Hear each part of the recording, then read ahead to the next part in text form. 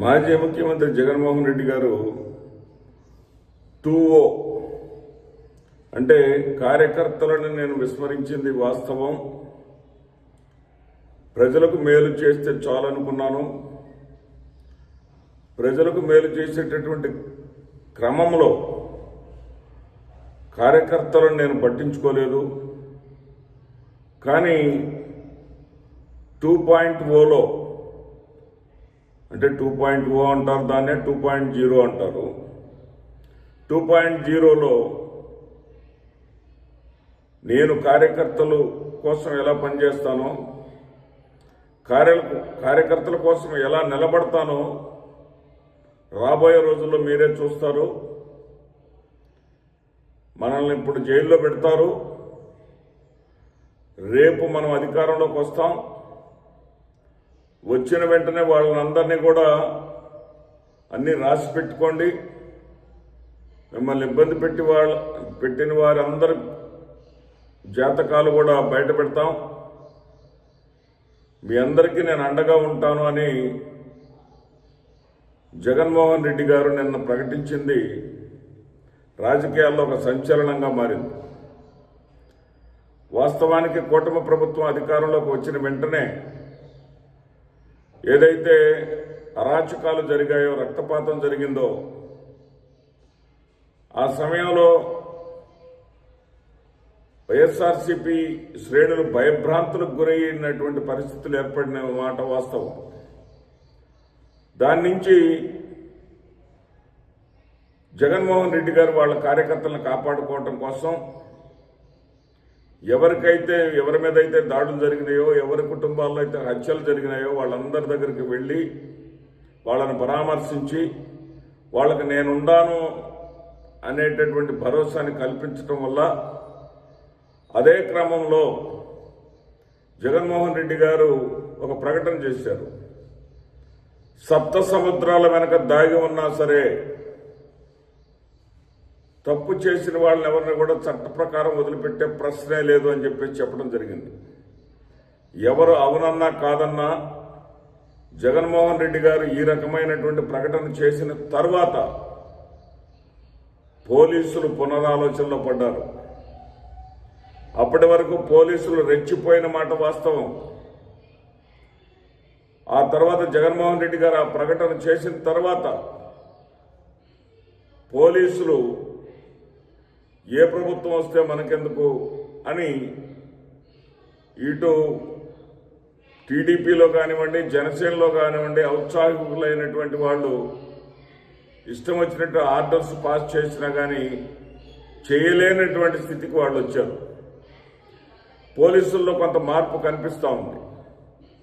అయినా సరే ఈ కార్పొరేషన్లో, మున్సిపాలిటీకి సంబంధించినటువంటి మేయరు, డిప్యూటీ మేయరు, అదేవిధంగా వైస్ చైర్మన్ ఎన్నికల్లో వాళ్ళు దౌర్జన్యాలకు పాల్పడ్డారు. అది రాజకీయ పరంగా వేరే సంగతి. కానీ ప్రజల జోరి నేరుగా రావడంలో మాత్రం తెలుగుదేశం పార్టీ, కూటమి వాళ్ళు వెనక్కి తగ్గారనడంలో ఎలాంటి సందేహం లేదు. ఇక్కడ జగన్మోహన్ రెడ్డి గారు ఒక రకంగా ఆయన చేసినటువంటి తప్పు ఏదన్నా ఉన్నది అంటే, ఆయన ఒక వెస్ట్రన్ కల్చర్ చూస్తుంటారు. ఆయన కొన్ని సెక్షన్స్కి పనిచేసినప్పుడు, సమాజంలో అణగారిన వర్గాలకు పనిచేసినప్పుడు ఆ వర్గాలే ఆ ప్రభుత్వాన్ని కాపాడుకుంటాయి. ఆ దిశగా ఆయన ఆలోచనలు చేశారు. ఆ దిశగా ఆలోచనలు చేసి కార్యకర్తలను విస్మరించారు. కార్యకర్తల బలం మీదే వైఎస్ఆర్సీపీ అధికారంలోకి వచ్చింది. వైఎస్ఆర్సీపీ 2014లో అధికారంలోకి రాలేకపోయినా కానీ ఆ కార్యకర్తలు జగన్మోహన్ రెడ్డి గారి కుటుంబాన్ని, వైఎస్ఆర్ కుటుంబాన్ని నమ్ముకొని ఉన్నారు అనేటటువంటి విషయాన్ని విస్మరించిన దానికి ఆయన ఫలితాన్ని అనుభవించాల్సి వచ్చింది. కానీ జగన్మోహన్ రెడ్డి గారు చేసినటువంటి తప్పు ఏదన్నా ఉందంటే, ఒక రాజనీతిజ్ఞుడిగా ఎలాంటి తప్పు లేదు అని చెప్పాలి.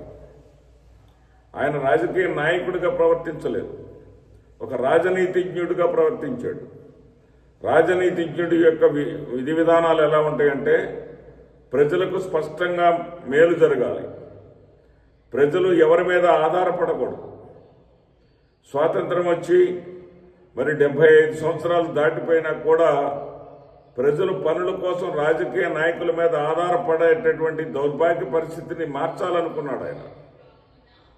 ఆ పరిస్థితి లేకుండా ప్రజలకు నేరుగా ప్రజాప్రభుత్వాన్ని తీసుకురావాలనుకున్నాడు ఆయన. ఈ క్రమంలో రాజకీయ నాయకులు కార్యకర్తలు కొంతమేర నొచ్చుకొని ఉండవచ్చు, కానీ ఆయన సమాజంలో విప్లవాత్మకమైనటువంటి మార్పులు తీసుకురాగలిగారు. వాలంటీర్ వ్యవస్థని ఒకవేళ చంద్రబాబు నాయుడు గారు తనకు అలవాటుగా ఉన్నటువంటి పద్ధతిలో దానిని ఏదైతే రద్దు చేసినప్పటికీ కూడా మరి వాట్సాప్ వ్యవస్థని ప్రజలకు నేరుగా మేలు చేసేటటువంటి సౌకర్యాలని చెప్పేసి ఏర్పాటు చేసుకుంటూ రావటం జరుగుతూ ఉంది. అంటే జగన్మోహన్ రెడ్డి గారు నాటినటువంటి విప్లవాత్మకమైనటువంటి మార్పులను ఎవరూ విస్మరించలేనటువంటి పరిస్థితి. జగన్మోహన్ రెడ్డి గారు పెన్షన్లను అవ్వాతాతలకు నేరుగా ఇంటికి ఇస్తా ఉంటే ఆ రోజు ఎగతాళి చేశారు.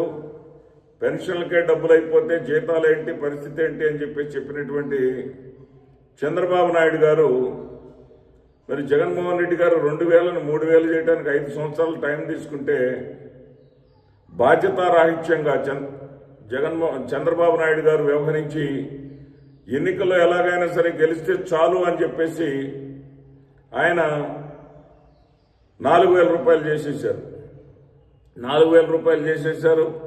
అదేవిధంగా అలవిగానటువంటి హామీలు ఇచ్చేశారు. హామీలు ఇచ్చేసి ఏ ఒక్క హామీని కూడా దాని జోలి పోవటం లేదు.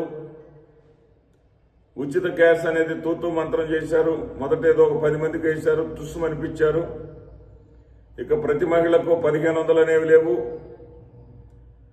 అదేవిధంగా అమ్మఒడి లేదు, రైతు భరోసా లేదు, చేయూత లేదు, వాహనమిత్ర లేదు. ఏ విధమైనటువంటి ప్రజలకు గతంలో జగన్మోహన్ రెడ్డి గారు ఇచ్చినటువంటి ఏ ఒక్క పథకాన్ని కూడా ఇవ్వలేనటువంటి పరిస్థితిలో చంద్రబాబు నాయుడు గారు పడి ఆందోళనలో ఉన్నారు. చంద్రబాబు నాయుడు గారు కానీ కూటమి ప్రభుత్వం వాళ్ళు కానీ. జగన్మోహన్ రెడ్డి గారు ఓటమి ప్రభావం వల్ల ఓటమి బాధలో ఒక నెల రోజులు మాత్రమే ఉన్నాడు ఆయన. కానీ ఈ రోజున ఎంతో సంతోషంగా ఉన్నాడు ఆయన. ఏంటంటే తాను ఇచ్చినటువంటి పథకాలు ఇవ్వలేనటువంటి స్థితిలో ప్రస్తుత ప్రభుత్వం ఉంది. ఇవ్వలేదు కూడా, భవిష్యత్తులో కూడా ఇవ్వలేదు. మరి అతను ఏదైతే చేశాడో తల ఎత్తుకొని ప్రజల మధ్య తిరగలిగేటటువంటి స్థితిలో జగన్మోహన్ రెడ్డి గారు ఉన్నారు. జగన్మోహన్ రెడ్డి గారి గురించి ఈ రోజు ప్రజలందరూ కూడా ఆలోచిస్తూ ఉన్నారు. అయ్యో మోసపోయాం, మాటికి మోసపోతున్నామే ఈ చంద్రబాబు నాయుడు చేతులు అనేటటువంటి భయంతో ప్రజలున్నారు, పశ్చాత్తాపంతో ప్రజలున్నారు. అందుకే జగన్మోహన్ రెడ్డి గారిలో కాన్ఫిడెన్స్ లెవెల్స్ పెరిగాయి.